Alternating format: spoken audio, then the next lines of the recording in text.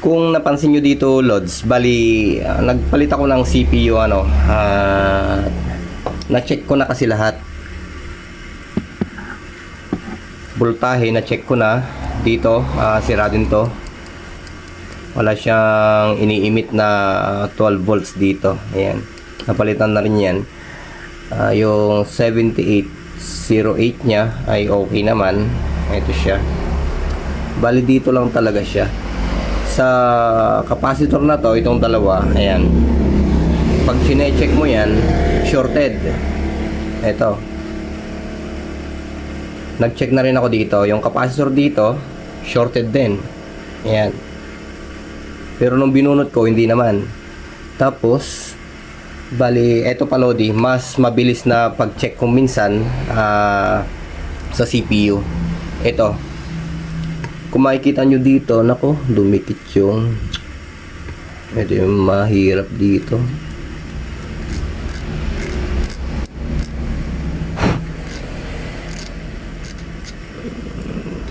Okay, eto na.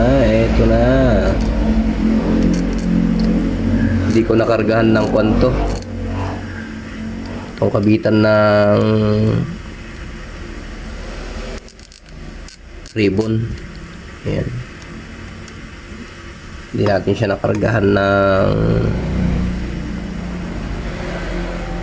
sana working pa. Ayun, working pa siya. Okay pa. Ito Lodi, kung makikita nyo yung kabitan ng ribbon, mayroon kayo ditong dalawang available na mayroong araw. Ayan o. Ayan. i-check nyo yan, Lodi. Pagka shorted tong dalawa na to, pagka nilagay nyo sa X10 or X1, pagka shorted to, ibig sabihin, may problema tayo sa CPU. Yung pinalitan natin kanina, ito yun. O maaari naman yung nakapaligid dito sa kanya, sa may CPU. Maaring may busted dyan. O ibig kong sabihin shorted. Ayan. Pero na-check ko naman na siya, wala namang shorted eh. Kaya ito lang talaga nung yung isa ang nakakabit, talagang lahat ng i-test ko ay leak. May continuity. Pero ngayon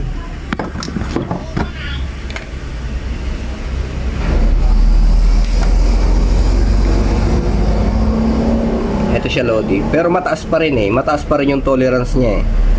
Ayan. Okay.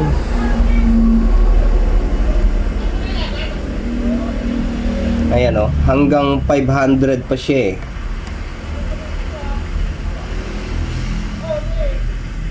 Pero mas mababa na yan kaysa kanina. Kanina lumalagpas pa eh. Okay. Ito yung isa sa pag-check, Lodi, sa CPU. Ayan, nasa 500 tapos bumabalik. Pero i-check lang natin kung magpa-power siya. Kasi pagka shorted to, ayan, hindi magpa-power yan.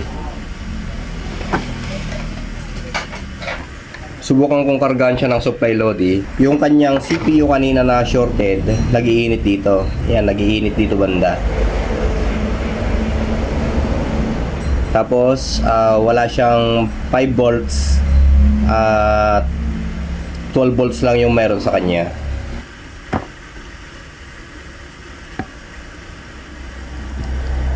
Yan.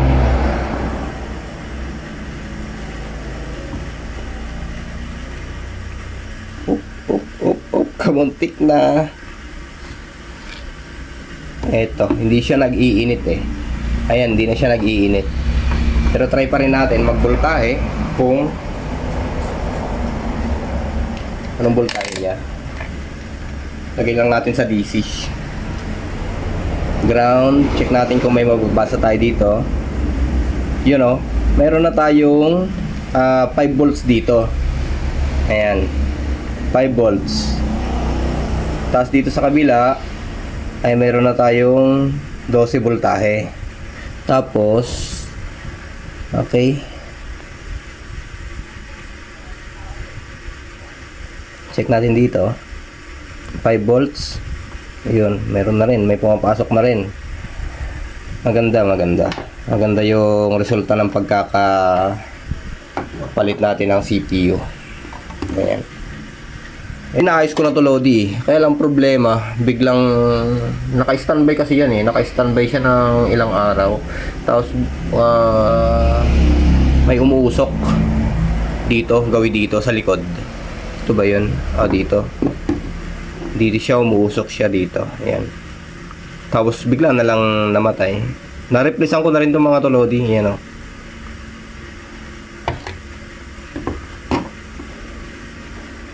Ito kanina nung okay, subukan muna natin isalpak yung DC niya. Ayan, DC input. Okay. Naka 50V tayo, Lodi, sa DC sa multi-tester. Ito kanina ay ayan, tama lang. Okay, 12 okay naman. Ayan. Pagka sinoff power mo, Lodi, tsaka lang lalabas yung 12 voltahe dito. Papunta dito. Ayan. Dito. Okay. Ito yung kanyang 5 volts. Ayan. Ayan o. May 5 volts dito. Tapos yung kanyang 12 voltahe. Ayan. Medyo nakargahan na kasi, Lodi, ng insenso. Kaya medyo mahirap na mag-test ng voltahe. Pero yung 5 volts dito ay napalabas na natin. Yan, sa gawi dito. Kaya ibig sabihin, pagka lumabas na yung 5 volts dito, ayan o, pwede na siyang mag power on. Pero yung problema niya talaga ay CPU. Bumigay yung kanyang CPU, uminit. Okay? Subukan natin, Lodi, na panda rin. Ayan, out of camera na kasi, Lodi, yung pagtetest ko kanina. Medyo may mga tanggo din kasi. Lagyan natin yung speaker. Try lang natin, Lodi. Yun, tanggal din. Bira. Naiiwan na yun. Katakot isa pala rin ito pag ganito.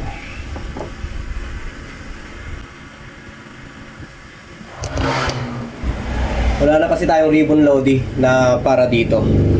Bali, marami akong stock na ribbon nito, kaya lang nung lumayos, nagbaha, sumama rin. May 5 pa akong stock ng ribbon wire nito eh. Kaya lang nung bumaha, sumama rin kasi parang plastic lang to eh. Yun, dumikit ka agad. Hindi pa masyadong naka-align eh. Bali, naglagay lang tayo ng glue, Lodi, dito ah. Sana nga obra pa yan.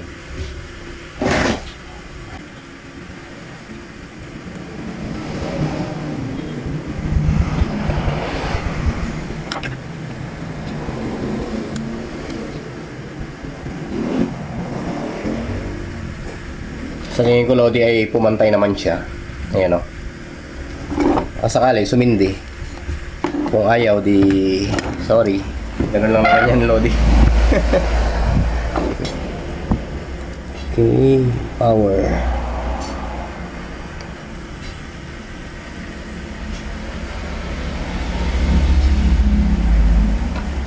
Ayaw mag-power on. Check natin.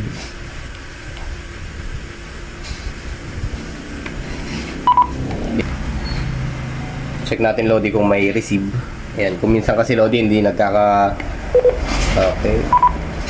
So, okay naman, Lodi. Ayan, power on natin. Ayan. Ayan, naka 525 pa siya. Bali, check natin kung may receive siya. 525.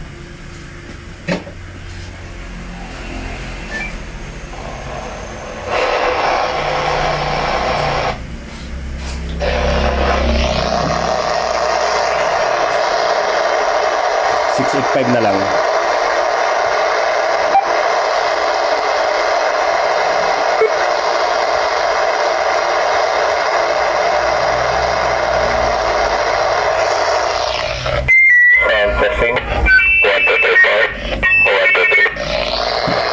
Bali, kaya naman niya, Lodi, dyan sa frequency na yan, pero pagka malapit.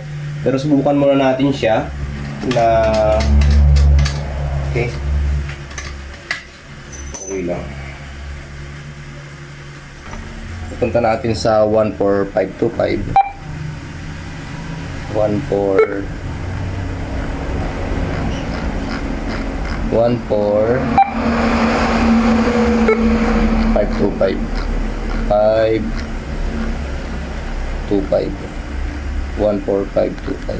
Ano ba yun?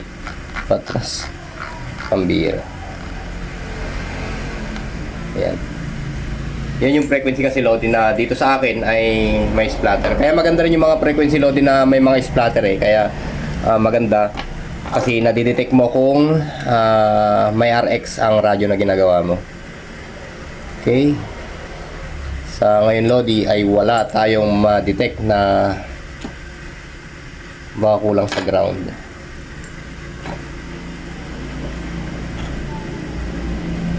Okay. Mag-reset muna tayo, Lodi, kasi nga bagong palit siya ng CPU. Yun.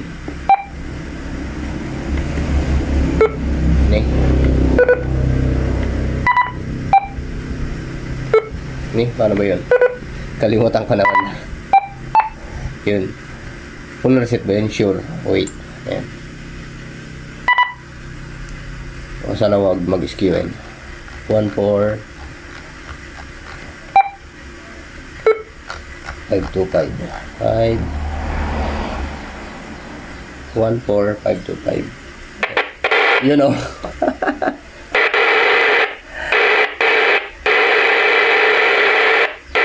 Ang birang bansa. Ang problema naman ngayon dito, dahil wala siyang final, subukan natin kung may output dito sa may drive. Kung may output sa drive, pwede nang karga ng final yan. You know? Oh.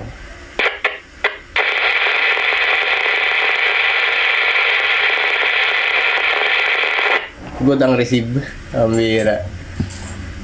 Ngayon, wala naman akong pang piga dito sa kanyang PTT, post to talk. Ayaw ko kung may microphone dyan. Magtitingin ako ng microphone loading para ma-check ko kung may output dito. Kakargaan na lang ng finals. Pwede na. Okay, may mic tayo dito loading. Kaya lang mic siya ng 231. Ayan.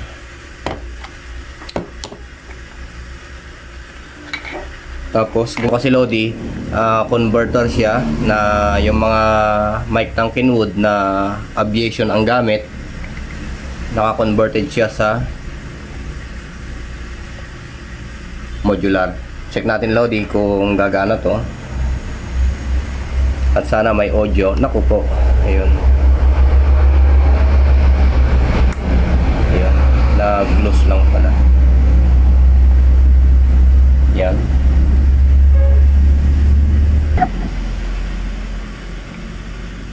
Sana wag umusok. Oh, nakapiga lang siya. Yun. Yun oh. Hello, sound check. Mayroon. Pwede siya. Sound check. 1, 2, 3, 4. Pwede siya. Okay. So bali may transmit siya Lodi maski pa ano, kahit wala siyang final, nakakapag-communicate siya. Pero dito lang sa gawaan. Ngayon pang karaniwan Lodi, sa pag-detect ng low output, syempre pumunta kayo sa ECB. Doon sa kulay red, sa multi-tester. Hindi naman na makakita. Ayan, baka masira pa yung kanyang flex.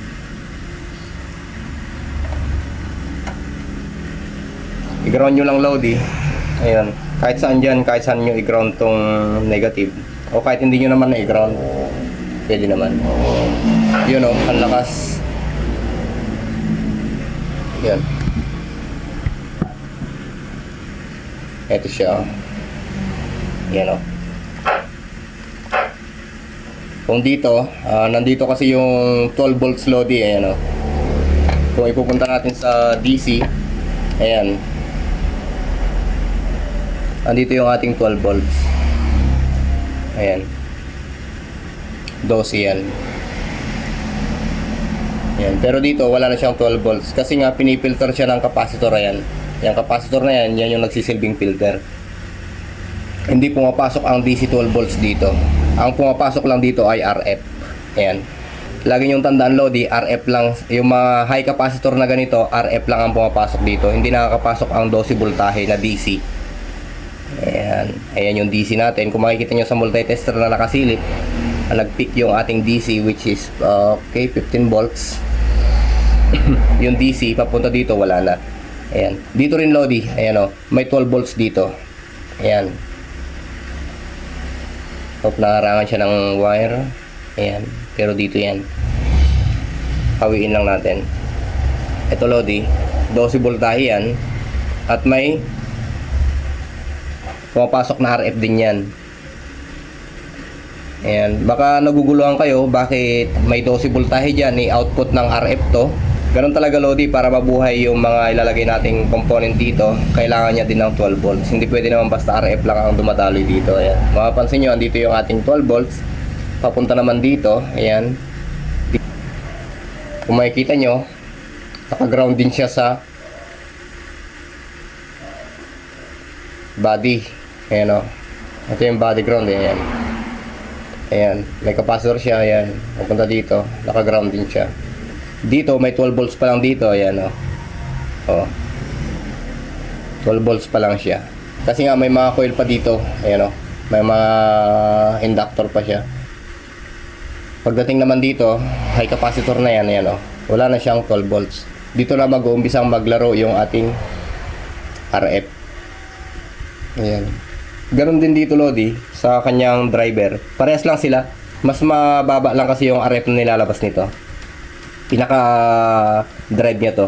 Itong board na to, maglalabas siya ng maliit na AC signal. Tatanggapin naman ito, i-convert niya na sa mas malaking signal ng konti. Tapos tatanggapin naman ng finals. Ayan, para siya yung ibato niya sa 50 watts, 40 watts. Then, depende sa batak nyo. 65, mga ganyan. Dito na siya. So, tagumpay yung ating pagpapalit ng CPU. Maski paano, may audio naman siya. Okay naman, clear naman yung receive niya. Tapos yung audio, clear naman. Ito nga pala, Lodi, itong IC na to. Ito yung nagtatrabaho sa mga audio, then backlight, tapos ano pa ba? Patungkol sa frontboard, ito yung nagtatrabaho. Ayan. Ito rin, Lodi, yung isa dito. Ayan o. Nagpalit din tayo yung isa dito. Pero ganoon pa rin eh. Nung nagpalit tayo nito, na-shorted din to eh, kasabay nito eh. Nung nagpalit tayo nito, shorted pa rin. Ganoon pa rin yung CPU. Kaya yun nga, yung pinakita ko sa inyo, pinalitan natin yung buong CPU na yan. Napakahirap palitan yan, Lodi. Kung halimbawa, nanginginig-ginig yung kamay mo na magpapalit dito, mahirapan kang sauli ng CPU na to. Ayan. Mahirapan ka magbalik. Kaya kailangan, bago mo siya painitan, sure mo lang na yung mga pin niya ay naka-align na. Itong mga paa niya ay naka-align na siya. Okay? Ayan. Ito rin, Lodi, nakaka-problema din to. Ayan. Ganun lang naman, Lodi. Halimbawa, yung mga component niya, kailangan alamin nyo rin yung part number para alam nyo kung ano yung trabaho. Tapos yung mga transistor, tapos yung mga capacitor niya, ayan, mga ibang diode na nakalagay dyan. Alamin nyo rin kung paano siya gumagana para matest nyo rin via multi-tester kung good pa ba siya or okay na. Basta ganoon lang naman, importante yung flow, unflow, then yung tolerance ng pyesa, capacitor, ganyan. Alamin nyo rin. Pwede naman magbasa-basa dyan, Lodi, hindi lang sa mga tutorial ko. Kasi itong mga pinapakita ko sa inyo ay guide na lang eh. Pero kung hindi nyo naman alam basahin yung mga component, gaya ng mga ito, ayan. Kung hindi nyo naman alam basahin to, eh hindi rin nyo rin magagawa. Magagawa siguro, kagaya ko, tsambahan, matsatsambahan nyo. Pero dapat alam nyo rin. Gaya nitong mga to, ayan. Kung minsan kasi, Lodi, itong mga to, nababasted din yan. Ayan. Nag-short, ibig kong sabihin. Pero hindi mo mababasa ito sa tester kung minsan sa X1 or sa sagad dun sa may X100, mga ganyan, yung malakas ang continuity. Kung minsan peak lang, ramdam lang ang pagpalo ng mga gantong capacitor, mga ganyan. Yun nga lang, puro SMD na siya. Mostly SMD na siya, mga ganyan. Pero madali lang din naman basahin yung mga ganyan, Lodi. So, ayos naman na to, Lodi. Pinakita ko sa inyo yung main lang na pinalitan ko siya, CPU.